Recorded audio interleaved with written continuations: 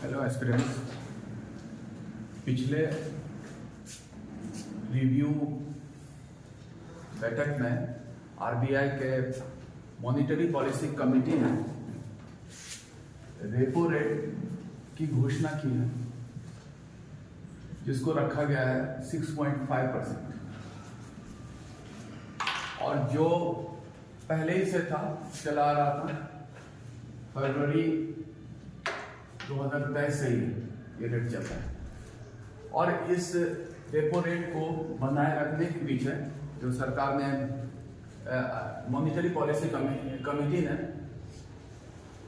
उद्देश्य बताया कि ये जो अर्थव्यवस्था में इन्फ्लेशन को कंट्रोल करेगा और इकोनॉमिक ग्रोथ को जो है प्रमोट करेगा,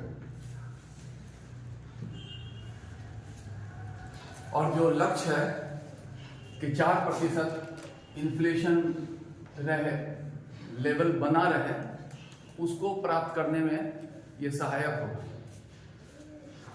तो ये जो रेपो रेट है उसके बारे में हम लोग चर्चा करेंगे कि ये जो है मॉनिटरी पॉलिसी का एक कंपोनेंट है। मॉनिटरी पॉलिसी मौद्रिक नीति कहा जाता है।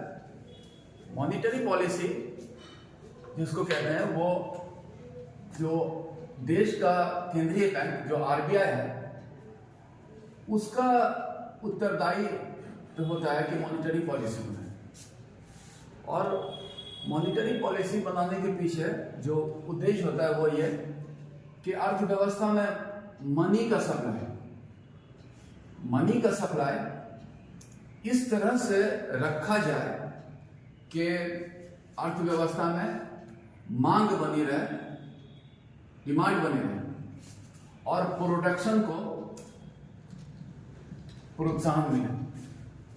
तो यहां पर हम लोग ये देखेंगे कि अर्थव्यवस्था में मांग बनी रहे और प्रोडक्शन को प्रोत्साहन मिले मुद्रा की आपूर्ति से। तो वो कैसे होता है? तो अगर हम लोग देखें, कोई अर्थव्यवस्था में 10 वस्तु है लेकिन मुद्रा की आपूर्ति 4 ही है, तो कम मुद्रा है, तो उससे क्या होगा? मांग नहीं बनेगा, डिमांड नहीं बनेगा, और अर्थव्यवस्था में मांग नहीं बनना बहुत ही घातक है, प्रोडक्शन नहीं होगा। दूसरा अगर देखें, अर्थव्यवस्था में 10 सामान है और 100 रुपया है, तो क्या वस्तु में डिमांड इन्फ्लेशन हो जाएगा और इसका मूल्य में वृद्धि हो जाएगा। तो प्राइस में वृद्धि भी मांग को कम करता है, जिससे उत्पादन कम होगा। तो दोनों ही स्थिति में अगर मुद्रा कम है तो भी मांग कम होगा, मुद्रा अधिक है तो भी मांग कम हो जाएगा। तो मौद्रिक नीति जो होता है उसमें यह सुनिश्चित किया जाता है कि मांग भी बने रहे, उत्पादन भी बढ़ता रहे। मतलब कि मुद्रा का आपूर्ति कम भी ना हो, मुद्रा का आपूर्ति ज्यादा भी ना हो, यह जरूरी है। और इस संतुलन को बनाए रखने के लिए ही है मॉनिटरी पॉलिसी, जिसका जो आरबीआई बनाता है। और 2016 से आरबीआई का एक मॉनिटरी पॉलिसी कमेटी बनाया गया है, मॉनिटरी पॉलिसी कमेटी, जो प्रत्येक 2 माह पर रिव्यू करके रेट्स में परिवर्तन करता है। डिफरेंट मॉनिटरी पॉलिसी जो है उसके टूल्स जो होते हैं मुख्य रूप से बहुत से हैं। रेपो रेट उनमें से एक टूल है। तो उन टूल्स में जो प्रमुख है, cash reserve ratio, statutory liquidity ratio, bank rate, repo rate, reverse repo rate और मार्जिनल स्टैंडिंग फैसिलिटी रेट, ये सब कुछ प्रमुख टूल्स हैं जिसके माध्यम से जो मॉनिटरी पॉलिसी का जो लक्ष्य है वो प्राप्त किया जाता है, उसके दर का निर्धारण करने।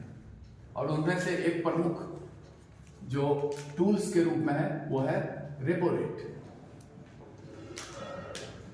रेपो रेट का परिभाषा यह है कि केंद्रीय बैंक अर्थात आरबीआई जो दूसरे बैंकों को जिस दर पर शॉर्ट टर्म लोन उपलब्ध कराता है, ऋण उपलब्ध कराता है, उस दर को ही रेपो रेट कहते हैं।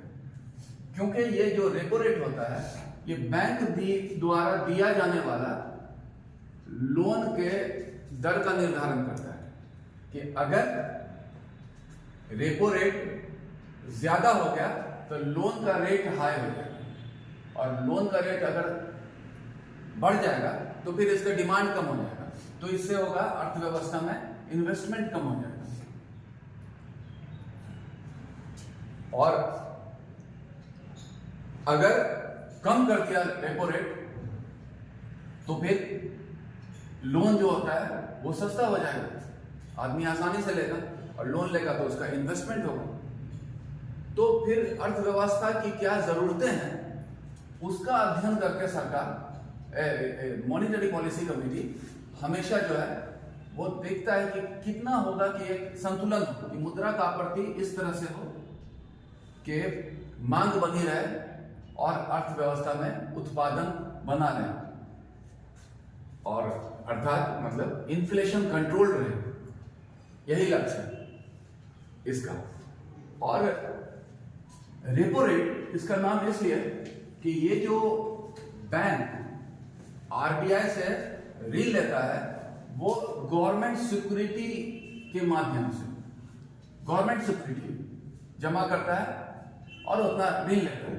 फिर बैंक की जरूरत पूरी होने के बाद वो उसको अपना सिक्योरिटी वापस लेता है पैसा देकर। इसलिए ये हुआ रीपर्चेज ऑप्शन का उपयोग करता है इसमें, और बैंक के लिए बहुत महत्वपूर्ण होता है और ये जो है मॉनेटरी पॉलिसी का एक इंपॉर्टेंट कंपोनेंट है, और यही है रेपो रेट। Thank you.